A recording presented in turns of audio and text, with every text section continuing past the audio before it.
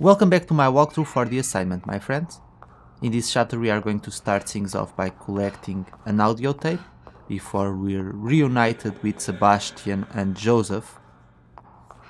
There are 14 collectibles total for us to pick up during this chapter. I already picked up quite a few in the first segment of my walkthrough, and in this chapter I'm going to pick up 5 more collectibles. We need to make sure that this arrow is aligned with the star there so that we can unveil the location of the audio tape. So let's go ahead and listen to it. They've refocused the efforts of the other programs to support our research. STEM priority has seemingly overridden other departments' individual research. Chemical and botanical studies are focused now on tempering, priming subjects for their inevitable connection. Now that the prototype is up and running, experiments continue. Upon their return from STEM integration, patients are interviewed extensively. While their particular pathologies inform their experiences, there are commonalities. They all experience the same settings, the same occurrences. The world they inhabit becomes larger with every new visitor. This suggests that shards of each user's consciousness are left behind inside the stem, creating a community. It's as if internally a new world is being built. Okay, let's keep going. And it seems that the STEM world is created with everyone's personal experience, everyone who's been connected to the machine at least. That makes sense. You're losing focus, kid. I warned you about that. How could this place exist? I don't understand. What's happening in here? Ruvik knows you're here. He's feeding off you. But there are more important problems. That detective. Joseph isn't something to worry about. He doesn't suspect anything. He's expendable. How else do you want me to say it? Remove him. That's an order. What are you doing? Killing Joseph? That's not gonna help me find Leslie. He can't be trusted. He'll turn on you. They all will, once they know what you're after. We told you. You're weak, kid. And you're disappointing us.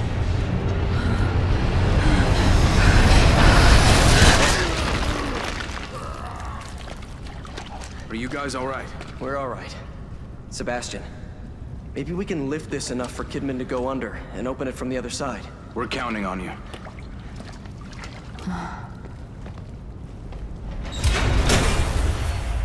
It's odd, though. Why would they catch you instead of just killing you? Maybe he didn't see me as a threat. He.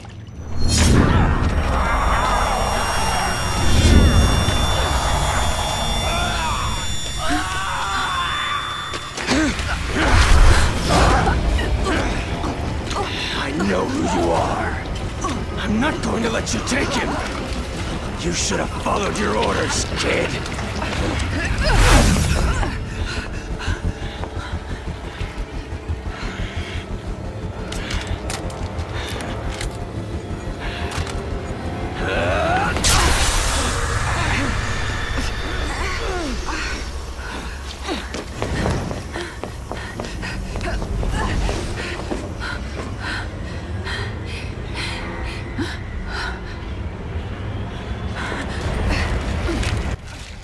Okay, so in this segment we need to strike Joseph with an axe 3 times.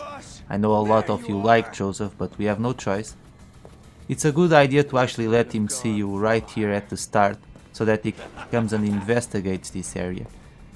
And we'll be able to strike him as long as he keeps his back turned to us. Do be careful though, because sometimes if you make a little bit more noise than you should, or if he stops walking, he might suddenly turn his back.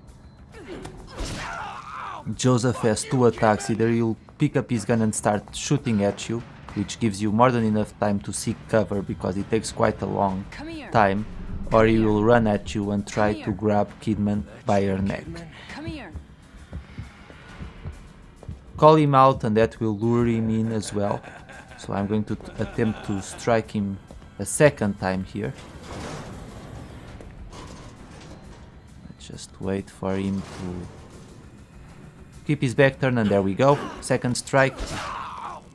And now we're going to run inside the other room, pick up the other axe, hide ourselves, wait for Joseph to come into this room and finish him off. He's coming already. Let's call out to him. Hey! Hey! Hey! That's you, Kidman? Here he comes. And once again we're going to deliver the third strike. You can actually use the movie screen to distract him, but there's no point.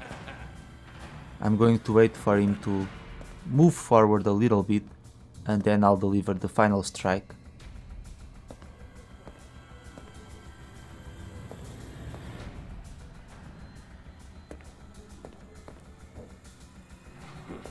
Let's just wait for him to make sure that he keeps moving forward. Come and kill me. Like I said, you do need to be careful to make sure he doesn't suddenly turn on you, because he will start attacking you. And this is going to finish him off. I'm sorry, Joseph, you're a nice guy and all, but I have to do this in order to move forward. Hello.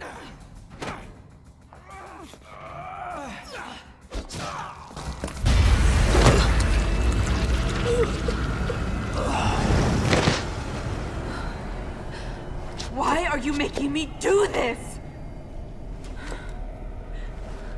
Damn it, Joseph! You should have just stayed out of the way. Are there sins you are ashamed of? Well, don't you worry, because as we know, Joseph doesn't die there. He's just injured. I'm pretty sure after that, that's when Joseph appears during chapter 6, when he's passed out and Sebastian discovers him. It would make sense that the timeline is something like that. But now we're going to get the second collectible in this segment, Wait a second. which is This another house. audio tape, No. and can't that be. will allow us to learn a little bit more about Kidman's past. Mother would sit in her So chair, let's listen to rocking that. back and forth, killing time until the next service. She Miss Kidman, please tell me about your family. next subject. No. We've prolonged this talk for a while now. It's important for our understanding of you. They never gave a shit. Too caught up in that church of theirs. More like a cult. It was like a punishment. Nothing I ever did was good enough for them. They abused you? No. It was more like neglect. That's why when I just left, they didn't care. They never came looking, they just gave up. And you never went back to them? I did. A couple of years later, they were gone. Everyone was gone. It was like the whole town got up and moved. I should have felt something, but I didn't. And how do you feel about it now? The same. They can rot for all I care. It was strange, though. There's a statue in the center of town, an angel with its head in its hands. I used to just stare at it when I was young, thinking it was sad. But now, I felt like even that statue knew how pitiful life was there. What a terrible place. Okay, so we've just learned that Kidman was related to this village, and the entire village disappeared, and I'm pretty sure that the inhabitants of the village are the haunted that we've been fighting. But I'm guessing that that means that at some point all of the villagers were connected to the STEM machine, because otherwise it wouldn't be possible for them to be part of this world. It's actually quite intriguing, because it almost seems that, for example, if you looked at the previous scene with Sebastian and Joseph, Sebastian runs away, and that corresponds to the timeline where he gets pulled down by a claw and he has to fight Laura.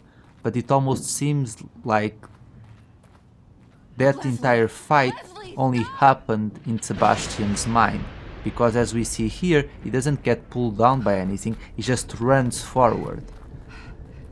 So that's really interesting, to say the least, and I can't see anything with this piece of wall blocking my path. That's not good at all, and it just made me mess up the entire sequence here. Sorry about that. Actually, it's not my fault.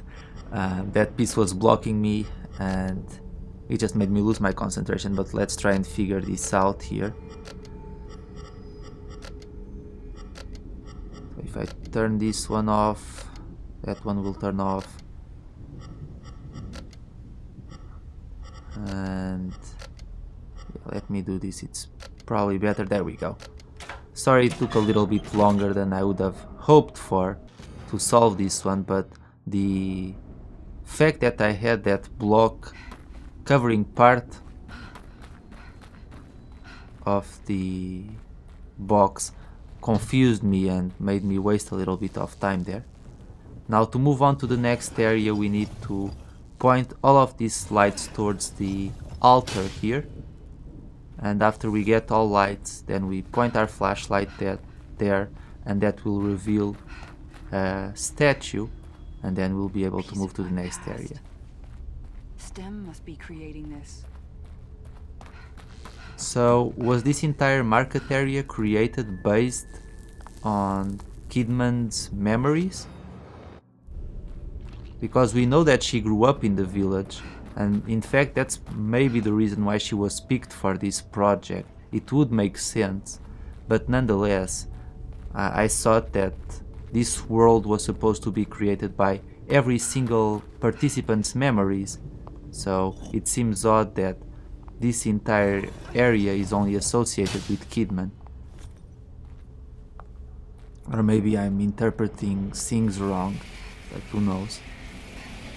So point your flashlight to reveal the statue. It does look like a very sad statue, like it doesn't want to be here, that's for sure. And we're going to move on down. I do like how they're trying to explain the actual plot of the game with In life, we constantly search for a place we feel safe, a home we can always come back to. We imagine that place in our minds and are drawn. Okay, so let's get another collectible, which is actually the last audio tape.